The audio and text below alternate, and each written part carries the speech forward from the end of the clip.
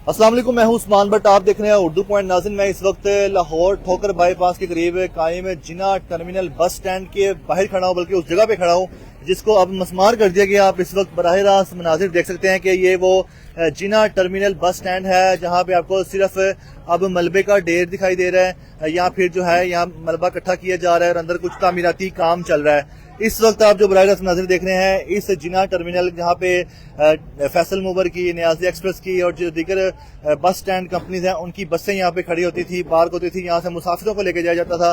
अंदर booking centre भी बने हुए थे, अब नहीं है। अब चूंकि यहाँ पे सब खत्म कर दिया गया क्योंकि यहाँ पे एक नया ग्रीन बस सिस्टम बस है जो उसके हवाले से एक नया डिपो बन रहा है। यहाँ पे ग्रीन बसें जो है वो पार्क होंगी और तकरीबन 340 से 345 ग्रीन बसें यहाँ पे पार्क होंगी और ये 26 एकड़ का रकबा है जिसपे ग्रीन बस स्टैंड बनाया जा रहा है। मतलब अब ये जिना टर्मिनल जो है इसको ग्रीन बस स्टैंड बनाने का काम शुरू हो चुका है और यहाँ पे 340 से 345 बसें खड़ी होंगी। 39 यहाँ पे चार्जिंग स्टेशन या चार्जर्स के ऑप्शन होंगे, वॉशिंग यूनिट बनेंगे, मेंटेनेंस के यहाँ पे निज़ाम होगा, ड्राइवर्स का निज़ाम होगा। यहाँ पे सेपरेट ग्रिड बनेगा जो कि 15 कनाल पे रकबे पे बनाया जाएगा और फिर ये FWO इसको करवा रहा है काम सारा। इसमें नेस्पा इनके कंसल्टेंट हैं और ये PMA पंजाब मास ट्रांजिट अथॉरिटी के तवसुत से ये बन रहा है सारा प्रोजेक्ट। और यहाँ पे जो लोकल बसेस थी उसके लिए 10 कनाल का रकबा शुरू में रखा गया। नाज़रीन, ये जो प्रोजेक्ट है ग्रीन बसेस के हवाले से ये मार्च 2026 में बताया जा रहा है कि इसका काम शुरू हुआ है और यहाँ पे अभी आपने जो देखा सारा काम, ये जो रास्ता है यहाँ से बसें गुजर के जाती हैं अंदर और अंदर पार्क होती थी, लेकिन अब यहाँ पे कोई बस नहीं जा सकती। ये रास्ता बंद कर दिया गया है। अंदर किसी भी शख्स को जाने की, गैर मुतल्लिका शख्स को जाने की बिल्कुल इजाजत नहीं है। और यहाँ की जो सूरत हाल है आपके सामने, यहाँ पे जो बसें खड़ी थी इसको इसलिए मस्मार किया गया इस अड्डे को, इस जिना बस टर्मिनल को। तकरीबन कोई 14-13 साल पहले बताया जा रहा है कि इसको बनाया गया था और मगर अब यहाँ पे ग्रीन बसों का स्टैंड बनाया जाएगा और बसें आप देखें 340 से 345 बसों के हवाले से गुंजाइश बताई गई है कि होगी। अभी ये जो बसें बाहर खड़ी हुई हैं ये लोकल बसें हैं, ये वैगनें हैं जो हाईएस्ट हैं, ये जो जाती हैं दूसरे शहरों में जाती हैं, इनके बड़े कम किराए होते हैं। इनके ड्राइवर हजरात बाहर बैठे हुए हैं, इनसे पूछते हैं कि यहाँ पे क्या सूरत हाल है, अंदर की क्या निज़ाम था पहले और अब क्या निज़ाम हो चुका है।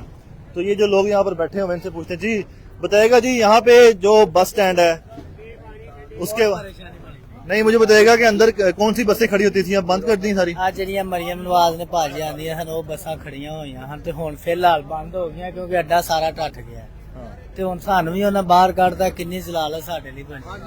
ਇਹ ਬੱਸਾਂ ਕਿਹੜੀਆਂ ਨੇ, ਕਿਹੜੇ ਸ਼ਹਿਰਾਂ 'ਚ ਜਾਂਦੀਆਂ? ਇਹ ਸਾਰੇ ਸ਼ਹਿਰਾਂ 'ਚ ਜਾਣ ਲੱਗ ਪਏ। मतलब कोई नाम दसो ना कित्थों है? ਰਾਏਵਿੰਡ ਇੱਧਰ ਜੱਲੋ ਮੋੜ ਸਾਰੇ ਲਾਹੌਰ ਵੱਲ ਜਾਣ ਦੇ।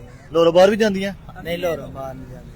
बताइएगा कितनी बसें यहाँ पे जो यहाँ पे आती हैं, कितने ड्राइवर हैं, इनका रूट क्या होता है, टाइमिंग क्या होती है? ਭਾਈਜਾਨ ਬੱਸਾਂ ਬੜੀਆਂ ਆਂਦੀਆਂ ਸੀ, ਇਹ ਢੱਠਣ ਨਾਲ ਹੁਣ ਥੋੜੀਆਂ ਘਟ ਗਈਆਂ ਕਿਉਂਕਿ ਕਿਸੇ ਨੂੰ ਕੋਈ ਜਗ੍ਹਾ ਨਹੀਂ ਮਿਲਦੀ ਪਈ, ਹਰ ਬੰਦਾ ਜਲੀਲ ਹੋ ਰਿਹਾ ਤੇ ਕਿੰਨੇ ਆਣਾ ਕਿੰਨੇ ਜਾਣਾ। ਕਿਉਂਕਿ ਅਸੀਂ ਵੀ ਪਹਿਲੇ ਅੰਦਰ ਸਾਂ, ਜਦੋਂ ਇਹ ਢੱਠਿਆ ਨਾ ਅਸੀਂ ਦਲੀਲ ਹੋਏ ਪਏ ਆ।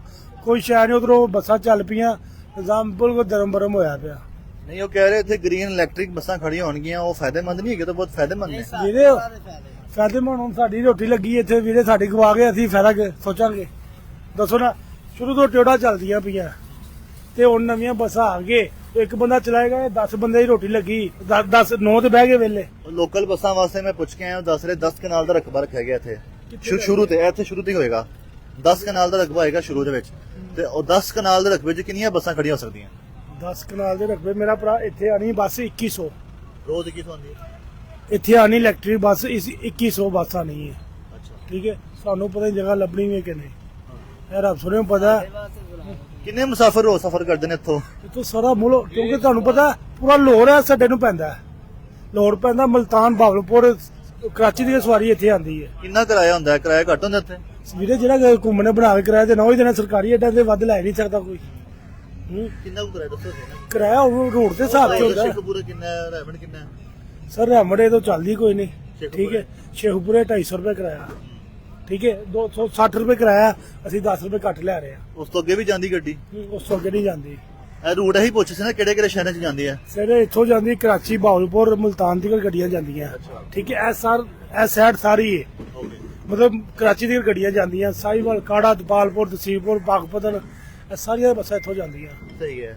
ਤੁਸੀਂ ਇਹ ਦੱਸੋ, ਤੁਸੀਂ ਵੀ ਕੋਈ ਗੱਡੀ ਚਲਾਉਂਦੇ ਹੋ? ਹਾਂਜੀ ਸਰ, ਅਸੀਂ ਇਹ ਗੱਡੀ ਹਾਈ ਅਸਾਂ ਚਲਾਉਂਦੇ ਆ। ਇਹ ਗੱਡੀ ਜਿਹੜੀ ਪਿੱਛੇ ਖੜੀ ਹੈ? ਹਾਂਜੀ। ਇਹ ਕਿਹੜੇ ਸ਼ਹਿਰ ਜਾਂਦੀ ਤੁਹਾਡੀ? ਸ਼ੇਖੂਪੁਰੇ ਜੀ ਕਿੰਨੇ ਮੁਸਾਫਿਰ ਲੈ ਕੇ ਜਾਂਦੇ ਹੋ? ਅਸੀਂ ਲੈ ਕੇ ਜਾਣਾ 15-16 ਮੁਸਾਫਰ। ਪਹਿਲੇ ਗੱਡੀ ਕਿੱਥੇ ਖੜੀ ਕਰਦੇ ਸੀ? ਪਹਿਲੇ ਗੱਡੀ ਅੰਦਰ ਖੜੀ ਕਰੀ ਸੀ, ਅੰਦਰ, ਹੁਣ ਬਾਹਰ ਆ ਗਏ ਹੋ? ਹੁਣ ਸਾਨੂੰ ਬਾਹਰ ਉਹਨਾਂ ਕੱਢ ਦਿੱਤਾ ਹੈ। ਕੰਮ ਹੋ ਰਿਹਾ ਨਾ ਕਿਆ ਕਿਦੋਂ ਦਾ ਬਾਹਰ ਕੱਢਿਆ ਤੁਹਾਨੂੰ? ਤਕਰੀਬਨ 2 ਮਹੀਨੇ ਹੋ ਗਏ ਨੇ ਅੰਦਰ। 2 ਮਹੀਨੇ ਤੋਂ ਗੱਡੀ ਇੱਥੇ ਬਾਹਰ ਲਾ ਰਹੇ ਹੋ? ਹਾਂਜੀ ਬਾਹਰ ਲਾ ਰਹੇ। ਤੇ ਜਿਹੜੇ ਮੁਸਾਫਰ ਨੇ ਉਹਨਾਂ ਵਾਸਤੇ ਤਾਂ ਆਸਾਨੀ ਨਹੀਂ ਹੋਗੀ, ਬਾਹਰੋਂ ਬਾਹਰ ਹੀ ਬਹਿ ਜਾਣਗੇ। ਉਹ ਜ਼ਲੀਲ ਬੜੇ ਹੋ ਰਹੇ ਨੇ ਨਾ, ਆਸਾਨੀ ਤੇ ਕੋਈ ਨਹੀਂ ਹੈ ਕਿਉਂਕਿ ਗੱਡੀ ਇੱਕ ਪ੍ਰੋਪਰ ਇੱਕ ਜਗ੍ਹਾ ਤੇ ਲੱਗਦੀ ਸੀ, ਹੁਣ ਗੱਡੀ ਕਦੀ ਕਿੱਥੇ ਕਦੀ ਕਿੱਥੇ, ਤੇ ਮੁਸਾਫਰਾਂ ਵਾਸਤੇ ਤੇ ਪਰੇਸ਼ਾਨੀ ਬਣੀ ਪਈ ਹੈ ਨਾ। ਕੀ ਕਹਿ ਰਹੇ ਹੋ? ਹੁਣ ਇੱਥੇ ਜਗ੍ਹਾ ਸਾਨੂੰ ਨਹੀਂ ਮਿਲੇਗੀ, ਅਸੀਂ ਉੱਥੇ ਅਕੇਲੀ ਚਾਰਜ ਚਲੇ ਜਾਗੇ, ਉਧਰ ਚਲਾਂਗੇ, ਸਾਡੇ ਮੁਸਾਫਰ ਤੇ ਖਰਾਬ ਹੋ ਗਏ। ਠੀਕ ਹੈ, ਜਿਹੜੇ ਰੂਟੀਨ ਨਾਲ ਆਉਣ ਵਾਲੇ ਬੰਦੇ, ਇੱਕ ਚੀਜ਼ ਦਾ ਪਤਾ ਉਹਨੂੰ ਇਹ ਜਗ੍ਹਾ ਮਿਲੀ ਹੈ, ਉੱਥੇ ਬੰਦੇ ਨੇ ਆਣਾ 8 ਦਿਨ ਇੱਥੇ 10 ਦਿਨ ਉੱਥੇ, ਜਿੱਥੇ ਕੋਈ ਜਗ੍ਹਾ ਮਿਲਦੀ ਹੈ ਹਰ ਬੰਦਾ ਦਲੀਲ ਹੋ ਰਿਹਾ ਵੀਰੇ, ਕਿਉਂਕਿ ਬਾਅਦ ਚ ਸਹੂਲਤ ਬਣਨੀ ਹੈ, ਸਾਡੇ ਵਾਸਤੇ ਬਣਨੀ ਹੈ। ਮਤਲਬ ਪਤਾ ਫਿਰ ਤੁਹਾਨੂੰ ਕਿਸੇ ਹੋਰ ਜਗ੍ਹਾ ਸ਼ਿਫਟ ਨਹੀਂ ਕਰ ਰਹੇ? 10 ਕਨਾਲ ਦਾ ਇੱਥੇ ਦੱਸਿਆ ਰਕਬਾ ਰੱਖਿਆ ਗਿਆ, 10 ਕਨਾਲ ਤੁਹਾਡੇ ਪਾਸ। ਵੇਖੋ ਜਰਾ ਪਿੱਛੇ ਜਾ ਕੇ ਵੇਖੋ, ਸਾਰਾ ਕੰਮ ਹੋ ਰਿਹਾ, ਸਾਨੂੰ ਕੋਈ ਪਤਾ ਲੱਗੇਗਾ ਨਹੀਂ, ਕਿਸੇ ਹੋਰ ਜਗ੍ਹਾ ਤੁਹਾਨੂੰ ਸ਼ਿਫਟ ਨਹੀਂ ਕਰਨਾ?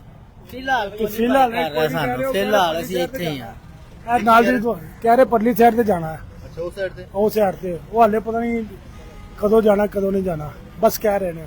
ਸਹੀ। ਕਿੰਨਾ ਇੱਥੇ ਤੁਸੀਂ ਦਿੰਦੇ ਸੀ ਹਕੂਮਤ ਨੂੰ ਕਿਰਾਇਆ ਇੱਕ ਦਿਨ ਦਾ ਬੱਸ ਖੜੀ ਕਰਨ ਦਾ, ਜਾਂ ਮਹੀਨੇ ਦਾ ਦਿੰਦੇ ਸੀ? ਸਰ ਉਹ ਸਰਕਾਰੀ ਪਰਚੀ ਵਾਲੇ ਬੈਠੇ ਨੇ, ਉਹ ਜਿਹੜੀ ਪਰਚੀ ਲੈਂਦੇ ਸੀ ਉਹ ਵੀ ਜ਼ਲੀਲ ਹੋਏ ਖਲੇ ਸੀ, ਉਹਨਾਂ ਨੂੰ ਦਿੰਦੇ ਪਰਚੀ। ਕਿੰਨੀ ਦਿੰਦੇ ਪਰਚੀ? पता नहीं वो रूट के हिसाब से पर्ची होती है। अच्छा, तो नाज़रीन ये अब तक की सूरत हाल है जिससे अगर देखें ये सारी बसें जो बाहर खड़ी हैं, तो पहले भी हम देखते थे यहाँ पे खड़ी होती थी, लेकिन इनके बकौल अब सारी बसें जो है मैगने है, हाईएस है, ये सारी बाहर आ चुकी हैं। ये पहले इनके बकौल ये जितनी भी बड़ी जो जैसे गुज्जर त्यारा सामने आप देख रहे हैं, मुसाफिर उसमें बैठ रहे हैं, ये सारी पहले अंदर जाती थी, वहाँ पे खड़ी होती थी, लोग आते थे, मुसाफिर वहाँ बैठते थे, इंतजार करते थे और फिर जो है उसमें सवार होकर जाते थे। लेकिन अब ये चूंकि खत्म कर दिया गया है, ये सारा अड्डा मसमार हो चुका है और उसको दोबारा से कंस्ट्रक्ट किया जा रहा है, इसको अपग्रेड किया जा रहा है, इसकी न्यू कंस्ट्रक्शन शुरू हो चुकी है। और ये ग्रीन इलेक्ट्रिक बसों के लिए अब ये मुख्तस किया गया है, 340 से 345 ग्रीन इलेक्ट्रिक बसें जो हैं यहाँ पे खड़ी होंगी, इनका सारा निज़ाम होगा, वो लाहौर शहर में भी चलेंगे, हो सकता है दूसरे शहरों के लिए भी जो जाएं। ये यहाँ पे एक हब बनाया जा रहा है, जो अब तक की इतलात हम तक आई है कि यहाँ पे ग्रीन इलेक्ट्रिक बसों का हब बनाया जा रहा है। और क्योंकि अब लाहौर शहर में तो नहीं 340 345 इलेक्ट्रिक बसें चलेंगी, क्योंकि यहाँ पे स्पीडो बस भी चलती है और भी दीगर बसें यहाँ पे चलती हैं, तो सिर्फ इलेक्ट्रिक बस तो नहीं चलेगी इतनी सारी। तो यहाँ पे इतला तो यही है कि शायद जो आसपास जो शहर हैं जहाँ पे इलेक्ट्रिक बसें चलनी हैं, जो इस लाहौर ठोकर बाईपास के करीब जो रास्ते जाते हैं, शूट जाते हैं, उन शहरों की इलेक्ट्रिक बसों को भी शायद यहाँ पे पार्क की जाएगा। यहीं पे उनके वॉशिंग स्टेशन बनेंगे, यहीं पे उनके लिए ग्रिड बनाया जाएगा अलहदा, उनको चार्ज करने के लिए 39 उसके चार्जिंग पॉइंट्स बनाए जाएंगे। इसका जो सारा काम है आप देख रहे हैं कि जो चल रहा है, अभी तो सिर्फ इसको लेवल किया जा रहा है। अंदर मैं देख के भी आया हूँ, अंदर जो ऑफिस बने हुए थे, मेट्रोपॉलिटन का जो ऑफिस था, जो उनके सारा दफ्तरी निज़ाम था, वो सारा ख़त्म कर दिया गया है। अंदर ये अब मलबा भी इकट्ठा कर रहे हैं और नीचे ग्राउंड भी बना रहे हैं। उसके बाद फिर यहाँ पे जो जहाँ पे गाड़ियाँ पार्क होनी है, वो पार्किंग के लिए भी ग्राउंड कुछ हद तक बन चुकी है, काम काफी हद तक हो चुका है। जो मजीद काम है वो कब तक हो जाएगा वो हम आपको जल्दी बताएंगे। जैसे ही मुकम्मल होता है ये नया अड्डा बन जाएगा, फिर यहाँ पे ग्रीन इलेक्ट्रिक बसें खड़ी होंगी, हम आपको उसके हवाले से भी दोबारा आके अपडेट करेंगे। अभी तक की सूरत ये थी कि ये ड्राइवर हज़रात थोड़े परेशान है, इनका ये कहना है कि हमारी पहले गाड़ी अंदर खड़ी होती थी, हम अंदर आते थे, मुसाफिर जो है हमें बासानी तलाश कर लेते थे। अब मुसाफिरों को भी मुश्किल होती है कि बसों को तलाश करने में, गाड़ियां ढूंढने में। ये इनका मसला भी जो है उनको इल्म में है और उनका ये कहना है कि इनको 10 कनाल अराजी दी जाएगी इनके बस स्टैंड बनाने के लिए, जो मेरे पास तफसीलात आई हैं। देखते हैं उर्दू पॉइंट, हमें दीजिएगा इजाजत, अल्लाह हाफिज़।